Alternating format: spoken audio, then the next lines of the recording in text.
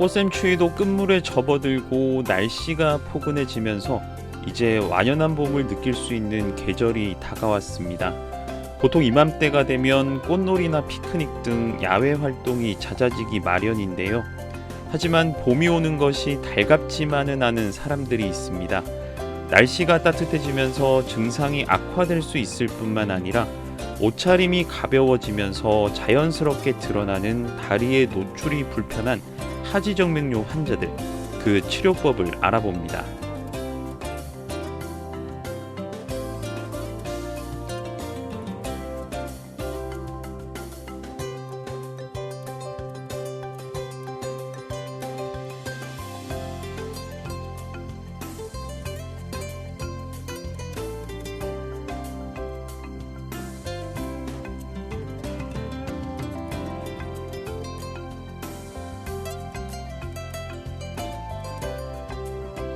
안녕하세요. JCN 건강플러스의 홍관입니다.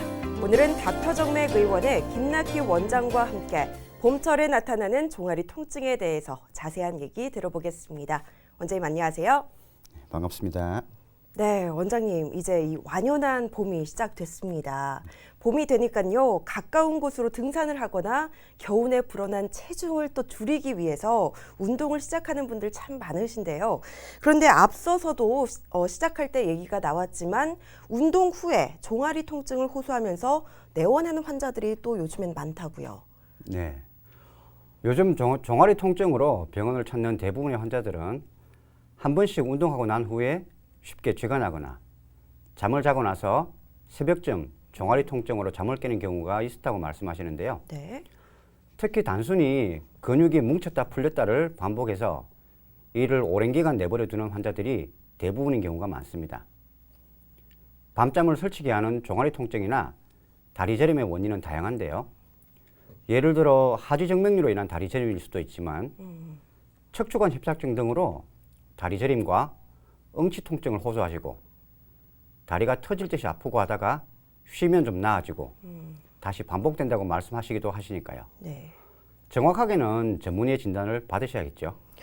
그렇다면 이 종아리 통증은 하지정맥류뿐만 아니라 디스크 문제나 바르지 않은 자세 때문에도 통증이 생길 수 있다는 말씀이시네요. 네. 그런데 또 정맥의 순환이 원활하지 못하면 네. 다리뿐만 아니라 다양한 증상도 발생할 수 있습니다. 정맥류의 발생 위치에 따라서 다리뿐만이 아니라 허리나 엉덩이, 어깨 부위에도 통증을 유발할 수 있기 때문에 오래 방치하게 되면은 합병증의 위험도 증가하고 합병증이 발생한 이후에는 치료가 더욱 오래 걸릴 수 있으니 증상이 느껴질 때 늦지 않게 꼭 제대로 진단을 받아보는 것이 도움이 됩니다.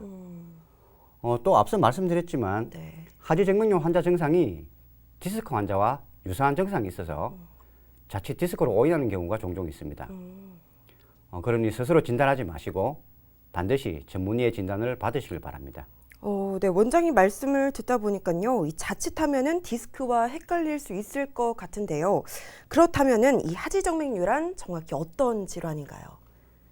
네, 다리의 정맥혈관 내부에는 판막이라고 하는 구조물이 존재하는데 이 판막은 혈액이 발에서 심장으로 흘러갈 때 역류하지 못하도록 밸브 역할을 해줍니다. 오랜 시간 다리 정맥 순환이 방해를 받게 되면 판막이 망가질 수 있고 네. 판막이 망가지게 되면 혈액의 역류가 시작되는데 처음에는 역류하는 혈액이 그리 많지 않아 겉으로 드러나는 증상 없이 진행될 때가 많겠죠. 그러다 혈액의 역류가 증가하게 되면 네. 정맥혈관의 압력이 높아져 혈관이 늘어나고 비틀리게 되는데 이것이 하지정맥류입니다. 네. 보통은 하지정맥류라고 하면 종아리나 오금에 푸르고 굵은 혈관이 구불구불하게 드러나는 증상만 생각하지만 하지정맥류는 이보다 더 다양한 증상을 유발하는 진행성 혈관 질환입니다. 잘 알겠습니다. 그런데 지금 같은 계절 이 환절기를 지나면서 이 하지정맥류 환자들은 더 힘들어진다고 들었는데요. 이 계절과 하지정맥류 연관성이 조금 있을까요? 네, 봄 환절기를 지나서 본격적으로 기온이 상승하면서 하지정맥류로 병원을 찾는 환자분들도 많아집니다. 우선 일교차로 인해서 다리 혈관이 쉽게 피로해져서 정맥류 증상이 심화되기도 하고 기온이 올라가고 습도도 높아지면서 혈관 확장을 유발하고 확장된 혈관에서 역류가 일어나 하지정맥류를 더 많이 일으키게 되는 겁니다.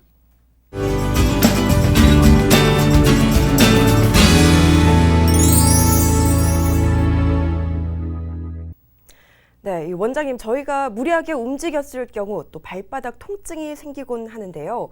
그런데 별다른 이유 없이 발바닥이 찌릿찌릿하다면은 하지정맥류 질환을 의심해봐야 한다고 하더라고요. 이건 어떤가요? 네, 건강한 판막은 정맥에 흐르는 혈액을 한 방향으로 흘러가게 하는데요. 이때 판막은 혈액이 역류하지 않고 심장으로 잘 흐를 수 있도록 도와줍니다. 네. 그러나 이곳에 문제가 생기게 되면 심장으로 흐르는 혈액이 역류하고 정체되는데 이로 인해 정맥 내 압력이 높아지면서 혈관이 늘어나고 발바닥 및 허벅지 통증, 종아리 부종, 다리 가리움증 등이 유발됩니다. 그러니 발바닥에 생기는 짜릿한 통증 역시 하지정맥류에 의한 것인지 아닌지도 다른 증상과 더불어 정확한 진단을 받아보셔야 알 수 있을 것 같습니다. 정확한 진단이 가장 중요하다 이렇게 말씀을 해주셨는데요. 그리고 흔히 야간 근육 경련이라고 하죠. 자다가 다리에 쥐가 났던 경험 다들 있으실 텐데 이것도 하지정맥류 때문에 나타나는 증상인가요? 네, 하지정맥류로 인한 야간 근육 경련은 근육 자체의 문제가 아니라 네. 혈액순환 장애로 인한 것인데요. 정맥 혈액이 다리 아래로 고이면서 쌓인 노폐물이 근육 경련을 유발하거나 하지정맥류로 인해 확장된 혈관이 신경을 압박하면서 근육 경련이 발생할 수 있기 때문입니다. 이렇게 다리에 쥐가 났을 때는 종아리는 근육 경련이 가장 많이 발생하는 부위인데요. 최대한 빨리 수축된 근육을 반대로 늘려주셔야 되는데 다리를 쭉 뻗은 후 손으로 발끝을 잡고 몸쪽으로 서서히 잡아당기면서 스트레칭을 해주시면 됩니다. 네. 스트레칭으로 어느 정도 통증이 완화된 후에는 경련이 발생한 부위를 마사지해 놓은 것이 도움이 되고요. 저도 자다가 쥐가 자주 나는데 잘 알아둬야겠습니다. 현대인이 조심해야 하는 대표적인 혈관 질환 하지정맥류. 사실 이름은 많이 들어봤지만 정확히 어떤 증상이 나타나야 하지정맥류인지 잘 모르겠다 하시는 분들 많으실 겁니다. 하지정맥류의 다양한 증상들 또 어떤 것을 통해서 알 수 있을까요? 네, 어떤 사람들은 외견상 상당히 심한 하지정맥류를 가지고 있기도 하지만 미용상의 문제 외에도 다리 통증, 하지 무거움, 피로감, 다리 경련, 타는 듯하고 쑤시는 느낌이 아주 심해질 경우 색소 침착 및 하지 궤양까지 찾아올 수 있습니다. 하지정맥류는 다양한 증상이 동시다발적으로 나타나기 때문에 나타난 원인을 찾는 것이 무엇보다 중요한데요. 하지정맥류는 선천적 혹은 후천적인 요인으로 나타나는 경우가 많습니다. 선천적으로는 다리 정맥의 판막이 약한 것이 원인이 된다거나 후천적으로는 연령에 따른 노화, 성별, 비만, 임신, 직업, 흡연 등이 영향을 끼치는 만큼 자세한 병력과 검사를 통해 치료를 받으셔야 합니다.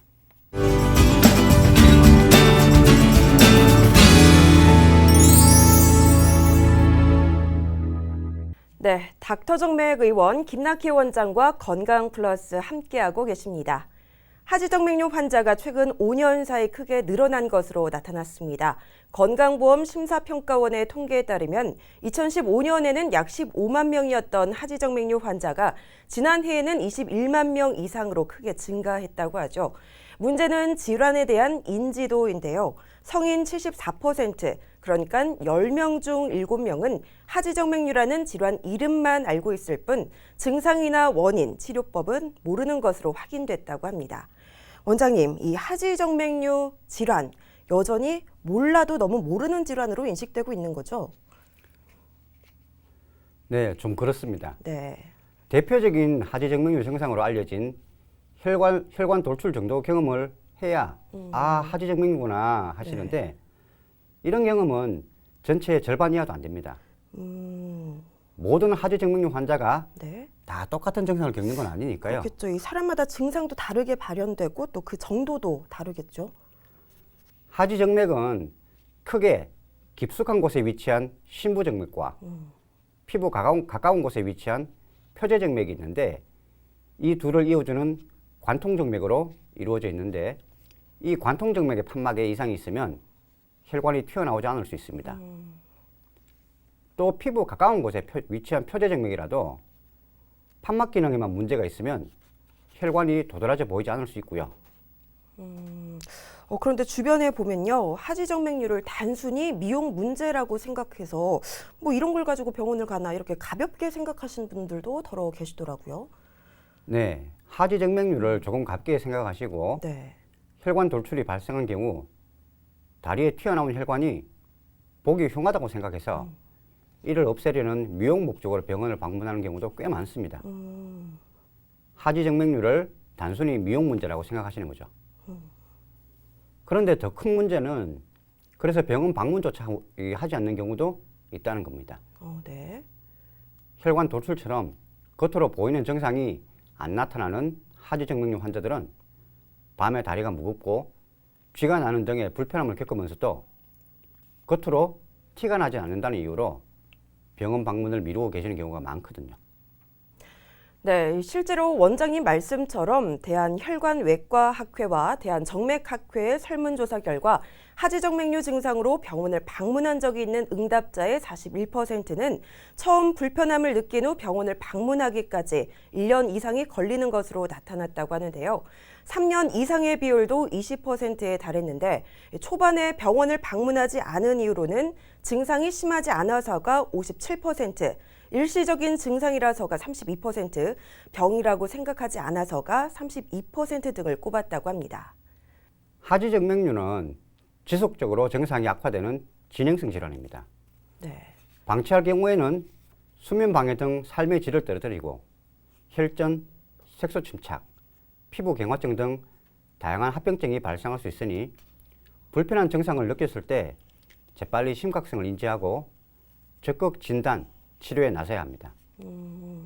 우리가 하지정맥류에 대해서 잘못 알고 있는 오해와 편견들 참 많이 있을 텐데 하지정맥류는 무조건 수술만 해야 된다, 수술만이 답이다라는 이런 오해 때문에 뭐 정맥 순환제만 먹거나 압박 스타킹을 신어서 조금 버티기만 하시는 분들이 더러 계시더라고요. 이 수술이라는 말만 네. 듣고 아주 큰 수술을 떠올리시기 때문인데요.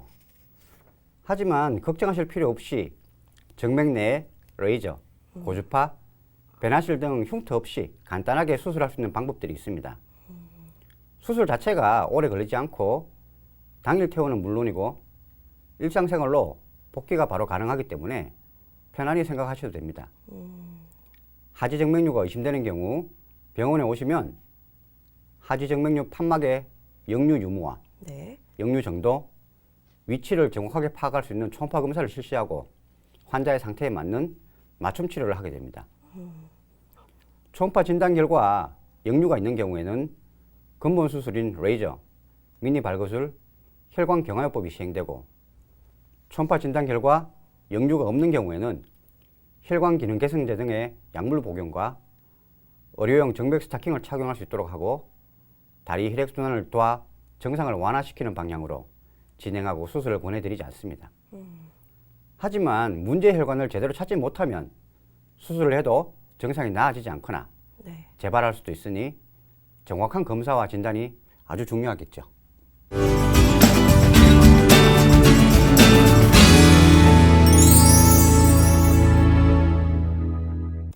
네, 김낙희 원장과 함께 하지정맥류에 대해서 알아보고 있습니다. 자, 원장님, 이 하지정맥류가 주로 발생하는 원인 따로 있을까요? 네, 하지정맥류의 발생 원인은 다양합니다. 주요 발생 원인 중 하나가 유전이고요. 실제로 하지정맥류 환자의 70~80%는 유전 때문에 발생합니다. 선천적으로 약한 판막과 혈관을 물려받기 때문에 다른 사람보다 하지정맥류가 생길 확률이 높은데요. 네. 노화나 비만, 흡연, 생활 습관 등도 발생 원인으로 꼽을 수 있습니다. 이렇게 하지정맥류의 발생 원인이 다양한 만큼 하지정맥류의 종류도 다양할 것 같습니다. 어떤가요? 하지정맥류는 크게 눈으로 확인이 가능하거나 보이지 않는 경우 두 가지로 나눕니다. 눈에 보이는 경우 모세혈관 확장증, 망상정맥류, 가지정맥류로 나눌 수 있는데요. 모세혈관 확장증은 1mm 이하의 실핏줄, 네. 망상정맥류는 1에서 3mm 정도의 푸른색을 띤 정맥, 가지정맥류는 3mm 이상으로 크며 울퉁불퉁한 모양을 형성하고 있습니다. 그러나 이와 달리 깊은 혈관 속에서 하지정맥류가 발생해 육안으로 보이지 않아 방치하는 경우도 많습니다. 따라서 다리에 쥐가 나거나 저림, 경련 등의 증상과 다리에 머리카락이 들어있는 듯한 느낌, 거미줄 모양의 실핏줄이 나타날 경우 이런 시일 내에 초음파 검사와 진단 치료를 받는 것이 중요합니다. 뭐 어떤 질병이든 뭐 마찬가지겠지만 방금 뭐 원장님께서 말씀하신 것처럼 하지정맥류는 초기 치료가 아주 중요하다 이렇게 말씀을 해주셨는데 왜 그런가요? 네, 하지정맥류도 네. 초기의 치료가 정말 중요한데요. 하지정맥류는 저절로 회복하는 질환이 아니라 진행성 질환이기 때문에 네. 방치하면 상황만 악화시킬 뿐 아무런 도움이 되지 않습니다. 방치할 경우 피부염이나 색소 침착, 혈전, 궤양, 정맥염 등의 합병증이 생길 수 있습니다. 심부정맥 혈전증이 발생해 생명까지 위협할 수 있으므로 네. 의료 목적에 확실한 치료가 필요한데요. 다리에 불편감이 있으실 때 하지정맥류 전문병원에서 혈관 초음파를 시행하시고 정확한 진단을 통해 초기 치료를 하셔야 치료가 쉽고 간단합니다. 그런데 이 원장님, 그 몸에서 혈관을 제거하게 되면은 혈액순환에 조금 악영향을 미치지 않을까요? 실제로 문제의 혈관을 제거하게 되면 오히려 전체적인 혈액순환은 개선이 되는 효과가 있습니다. 다리의 정맥순환은 95%가 심부정맥을 통해 이루어지는데요. 가지정맥류가 주로 발생하는 표재정맥을 제거하면 역류하던 혈액이 네. 다른 정상혈관으로 이동하기 때문에 혈액순환이 개선될 수 있습니다. 하지정맥류의 치료 방법은 또 환자마다 다르게 적용한다고 들었는데 어떻게 다르게 적용되나요? 결국 하지정맥류의 치료 방법은 네. 병든 혈관을 없애서 원활한 혈액순환을 돕는 겁니다. 환자마다 건강 상태나 과거 치료 이력, 병이 얼마나 진행했는지 모두 고려해서 맞춤 치료를 시행합니다. 하지정맥류 수술 시에 레이저 정맥 폐쇄술과 초음파 유도와 혈관 경화요법 등을 병행해서 증상 개선과 향후 재발 가능성 예방에 도움이 됩니다. 만약 하지정맥류가 재발했거나 합병증을 갖고 있는 경우 나이가 많아서 수술 부담이 크다면 다른 치료법이 필요합니다. 문제가 되는 혈관에 약물을 주사해서 증상을 개선할 수도 있고요. 수술적 치료가 어려운 재발된 정맥류, 정맥성 궤양 환자, 고령의 환자와 같이 고위험 환자군에서는 초음파 유도와 혈관 경화요법과 같은 비수술적 치료법을 권고하고 있습니다. 초음파 화면을 통해 혈관 경화제를 주사하는 방법으로 특별한 마취 없이 외래에서 가능한 시술입니다. 하지정맥류는 무조건 수술로 해결하는 병이 아닙니다. 내 상태에 따라 맞춤 치료가 가능하기 때문에 하루빨리 하지정맥류 중점 의료기관의 도움을 받는 게 최선입니다.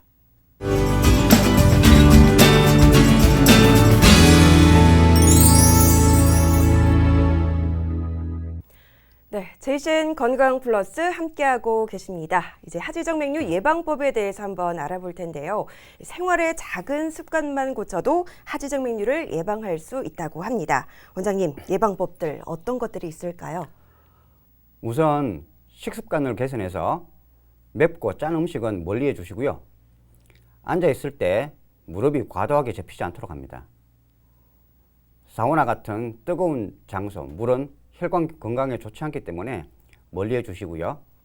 걷기, 조깅, 수영 등 하체를 강화하는 운동을 실천해 주시고요. 하체를 조이지 않게 편안한 바지를 착용해 주셔야 합니다. 마지막으로 휴식을 취하실 때는 다리를 심장보다 높게 들어 올려서 있어 주세요. 이런 예방을 실천하고 있으신데도 계속 다리 부근에 불편함이 사라지지 않고 생활에 지장이 있으시다면 치료를 받으시는 것이 좋겠죠.